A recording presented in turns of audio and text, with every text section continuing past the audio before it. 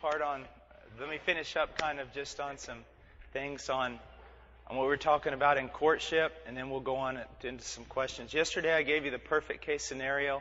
If both the man and the woman, their parents, were extremely godly and aware of these things. In most cases, parents really just drop the ball on this and don't involve themselves at all in these types of things. Again, I would recommend a book, Her Hand in Marriage. I think it's by either Douglas or Nancy Wilson. Her Hand in Marriage is a wonderful book that describes some of these things that I've been talking to you about. But let's look at some less than perfect case scenarios. Let's say that the young man has gone off to college and he's a gazillion miles away from his parents, and the young girl is also at college, a gazillion miles away from her parents and the authority of her father. And so what then? Well, it's a predicament, a great predicament, that and someone could argue for and against many, many things that are involved with someone going away to college. But I think that in that case, what ought to be done is this. Once you move away from home as a Christian, you will become involved in a biblical fellowship somewhere, in that place where you are living. If you're not, you're in disobedience. And if you continue in that, it's evidence that probably you've never come to know Christ. A genuine work of salvation's never been done in your heart. If you're a genuine Christian and you leave home, you're going to find another fellowship. And in finding that fellowship, there's a thing throughout the New Testament, we don't have time to go into it, but it's pastoral authority of elders. In the New Testament, there wasn't just a main pastor. In the New Testament, there were elders, a multiplicity of elders, men who pastored the church together, that shepherd the people of God. Shepherding means more than doing administration. As a matter of fact, administration is a very small part of shepherding and the pastoral work. But because our ideas of church have become so you could say twisted. Usually a church is built upon a pastor who preaches, spends a lot of time doing administration, worrying about the windows and whether or not the grass gets cut. You have a body of deacons who are acting more like elders even though they don't qualify as elders, or they're not really involved in the church. And they're not doing the job of a deacon, and they're not qualified to do the job of an elder, and everything just kind of falls apart. But what you're supposed to have is a group of men who are called by God and gifted by God, according to 1 Timothy chapter 3, to shepherd God's people. And they're primarily to be involved in shepherding the spiritual aspects of the church, preaching, counseling, shepherding, not only on a congregational basis, but on an individual basis. To take care of all the other activities in the church, God has given deacons. And that's what they're to do, to take all that weight off of the pastors so that the pastors can have time to do this. And what would be this? Let's say that you've moved away from home and you found somebody that you think maybe is God's wife for you. And you call your father. He's a long distance away. He can't really get it as involved as he would like to. She calls her parents possibly. And there's just, the parents are too far away. So hopefully you're in a local congregation with biblical elders who are going to get involved. And you go to your father, yes, you call him on the phone, you even have him come down to the university or whatever. But you also have, in his absence, godly elders in the church to whom you're going to go, and they can counsel you. And not only can they counsel you and fulfill the role of a father, in a sense, but they can also set up the parameters for your courtship and set the rules down. Primarily the main rule, which is you shall never be alone with that girl until the day you marry her. And so you're allowed to get together, you're allowed to do things, but never to be concealed alone so that you might fall. And that's in a less than perfect situation. Now, Let me just go back with a short review, because possibly there's some of you here who weren't here in the other days and you're wondering, what on earth is this man talking about? Fact of the matter is, the Bible teaches that we are to flee immorality. It is not a case, and we are to flee youthful lust. It is not a case of whether or not you can be spiritual enough to date a girl a long time without falling. The Bible says simply you can't. The Bible says we are to flee youthful lust, and that recreational dating is totally unbiblical. It is totally wrong. The only reason you begin to think of someone of the opposite sex is because you have intentions of marrying them. And you don't even think about someone of the opposite sex until you fulfill the requirements of biblical manhood or biblical womanhood. In the case of the young man, it is this: can you spiritually lead a woman? Can you protect a woman, have the integrity and strength of character to do so, and can you economically take care of her? In other words, if Dad's paying your car insurance, forget about even looking at a girl. It's reaching manhood before you begin to do the things that only men are supposed to do. And then if all that has been fulfilled and you do see someone, you begin to pray about them, and you think they might be the person, that it is not your right as a young man to go to that girl and ask her out on a date. No more, and even less than it is for you to just come into my driveway and take my car. That girl is under the authority of her father. And if you're going to honor her father, you're going to speak to him first and get permission from him. And if he grants that permission, then parameters have to be set up in your courtship to keep you from falling, to keep you from entering into sexual and emotional activity that will cause you to be bound together in a way that you should not be bound. And this is all for your protection. Now, I heard a man say something a while back, and it was very, very interesting. The way he said it was very, very funny. He was talking about setting parameters for his son and helping him through this period and everything. And someone asked him, said, well, don't you trust your son? And the father goes, well, no, I don't trust my son. My son knows I don't trust him. She said, well, what kind of relationship was that? He goes, I don't trust me, and my son knows that. It's not a case of, don't you trust me to be alone with a girl? The answer is, God doesn't even trust you to be alone with a girl. And that's why He builds parameters around it and says, don't do it. It's not that He doesn't love you. It's not that He doesn't care for you. And it's not that He won't entrust great things to you. He's simply saying, in this certain area, no. Because you're not made in a way, well, let me put it this way. You're alone with a girl enough time that you're attracted to. You will fall. You will. Some of you already have proved that. You will. No matter how much you pray, no matter how much you fast, no matter how much you read the Word, no matter how many Christian concerts you go to, you won't remain pure. And that's why these parameters are set up and have been set up, not only by Christian people, but in various cultures throughout history. It is just known. You cannot do this. Now, the only place where you can is a pagan culture that says it's okay to have sex at 12 with as many partners as you choose until the day you decide to get married. But you didn't learn that from Jesus. Now, first of all, we'll address for just a little while, for just a moment, questions dealing with this topic. Okay? Dealing with this topic. Okay, does anyone have a question or comment? Yes?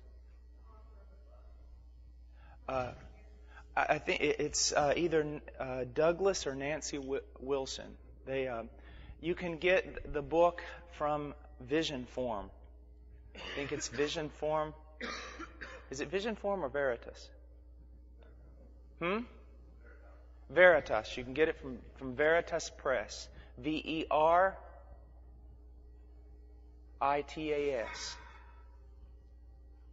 A lot of stuff they have on there about the family is very, very good. Theologically, I do not agree with them. They are kind of there's some theological things there that are kind of, especially with regard to the structure of the church, the relationship of civil government and things like that. I think they go overboard on that. But as far as the family and marriage, they've got some really good books. And on children. Yes? As far as you're talking about the people that you previously dated will be there like at your wedding day. What about forgiveness? What if you've gone before God and repented of these past things? Mm-hmm. Well, people who have had... Did everyone understand the question? Hear the question? The question was... Paul, you talked about the fact that if you've had a lot of relationships, then when you go to your marriage, all those people that you've had relationships with, they're kind of there with you at the wedding. They'll be involved in your marriage. And what about forgiveness and God's healing in this? Well, first of all, let's look at something. The emotional aspect of a man is just as real as the physical aspect of a man or a woman. Let's take a young boy in college who is immoral, has sex one night with the wrong person and gets AIDS. Goes to God, becomes a Christian, goes to God for forgiveness. He still has AIDS. What you need to realize is that there is healing in Jesus Christ. But here's something that your Christian culture has sold you, and it's a pack of lies. That Jesus is the fix-it-all. That you can basically live any kind of life in the world, go to Jesus, and He'll fix all the scars, fix all the problems and everything. No, there are scars that you will carry with you all the days of your life. And they work as reminders. And although God can bring great healing and God can do many things, at the same time, we have to not presume upon God that, I can enter into these relationships and then later on God will just take care of them. No. Not at all. We carry, I could say scars, I could say residue of disobedience. And it can affect our entire life. Men can fall. For example, I could fall. And if I fell, is there redemption for me? Yes. Is there hope for me? Yes. Could I still be used of God? Yes. Would it be the same? No. Would I carry it? I knew a man who was mightily used of God and saw God do things that very few men in this age have ever seen. And he fell. And years later, he said, "It is still as bitter as gall." And so we have to be very, very careful. Did that answer your question? Okay. Yes.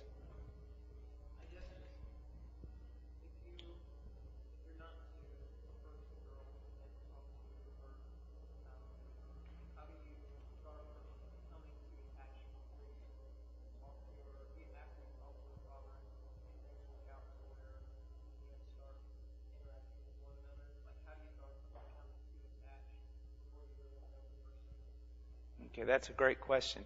He asked me that last night, and I says, "Man, ask me again today so that we can talk about that." Here's the problem. Okay, if I'm not supposed to approach this girl, at all, then how am I supposed to figure out whether she is even a girl that I'm supposed to be praying about? And if I do get a little close to her to see, how can I be sure that I don't get so close to her that I do create an attachment with her and it begins to cause problems? Well, first of all, one of the things that you need to see is you don't need to be into an intimate relationship with someone to know that person. Because what you're looking at, if you are a Christian, what you're looking at is virtue and character. For example, guys, let me tell you something. Girls, let me just fill you in on something, okay? If you're around a guy who smells bad, doesn't shave much, looks ratty all the time, and everything else, after you marry him, do you think it's going to get better? It's going to get 1,000 times worse. Okay? Because he's looking his best now. I mean, he's trying to catch you. When he's got you, it's over. That's a tendency in everyone.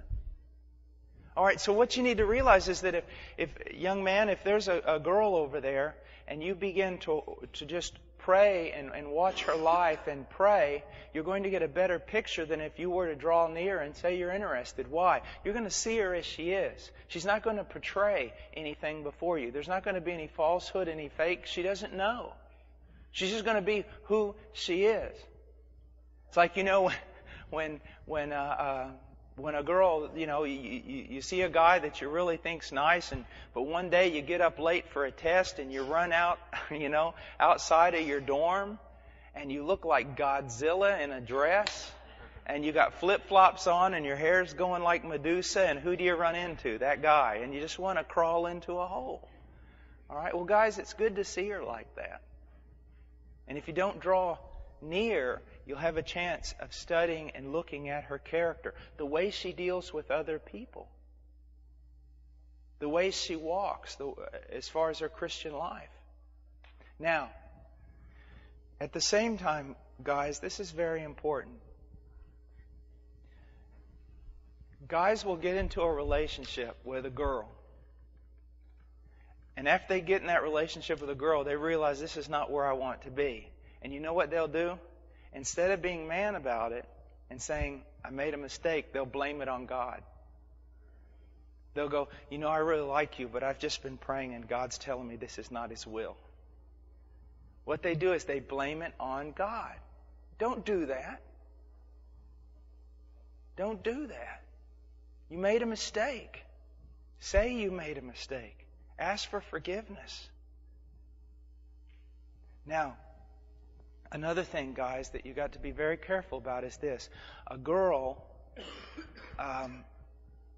she's not going to listen to what you say. She's going to listen. She's going to look at what you do. For example, I have known guys that, they have this girl who's just their friend. I mean, their bud, and they're always just going around and everything, and it's just their bud, and the guy tells her all the time, now, we just study together and stuff. Now, there's nothing romantic. I'm not interested. This is not going anywhere. We're just friends. And the girl says, of course not, of course not.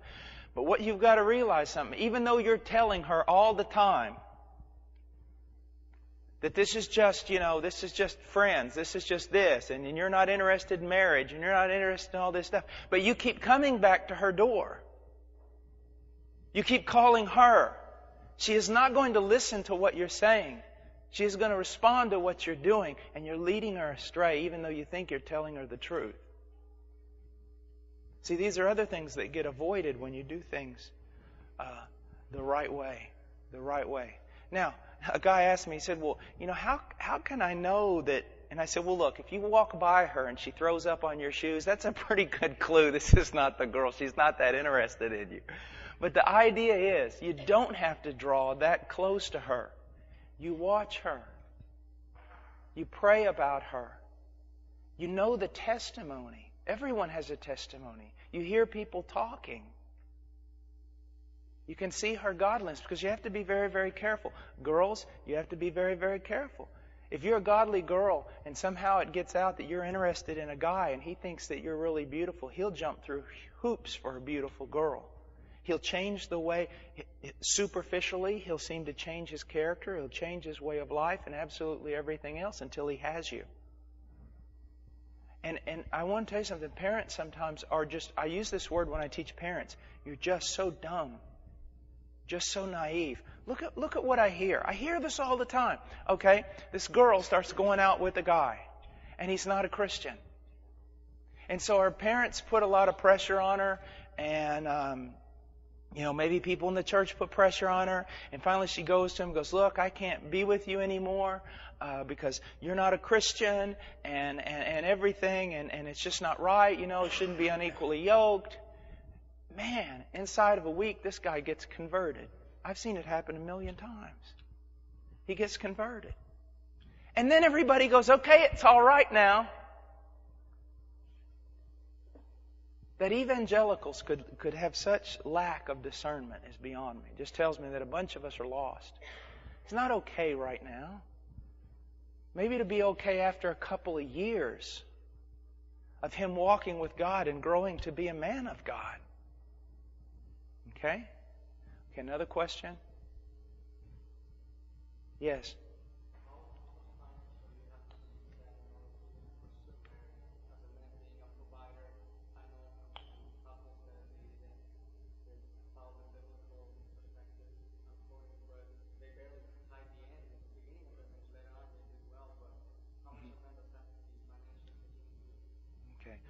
Great question.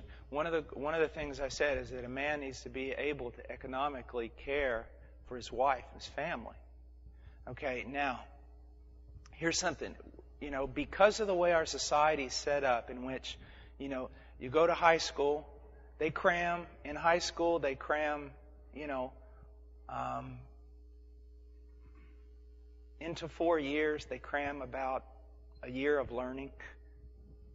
You go to college, it's basically the same thing. Fluff, it just keeps you going. So that you can't even think about functioning as a man, even though you have the character of a man. You can't even hardly even think about it until you're 24. And that's a problem with our culture. But here's one of the things that I think that we need to look at.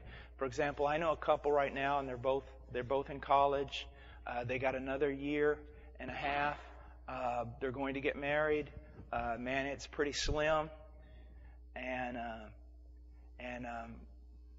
they're courting right now. And I mean, his parents do help him some in his schooling and things like that. And yet, it's okay what they're doing. I think it's right in the center of God's will. Why? Because this young man and this young woman have shown, they have demonstrated in the context that they're in, their maturity. Now, the fact that their parents want to help them a little bit, and they need that help, and it allows the young man to study more so he can get out quicker and things like that, that's okay. Because they've already, in the totality of their life, they have shown maturity, and they have shown that they are headed in the right direction. Without a doubt, they're headed in the right direction. You see what I'm saying? And the guy has assumed the responsibility. He works hard and everything else. The fact of the matter is, it's just difficult. But I mean, when you look at him, you see, man, this is a man. You look at her, this is a virtuous woman. So that's what you're looking for. Any other question?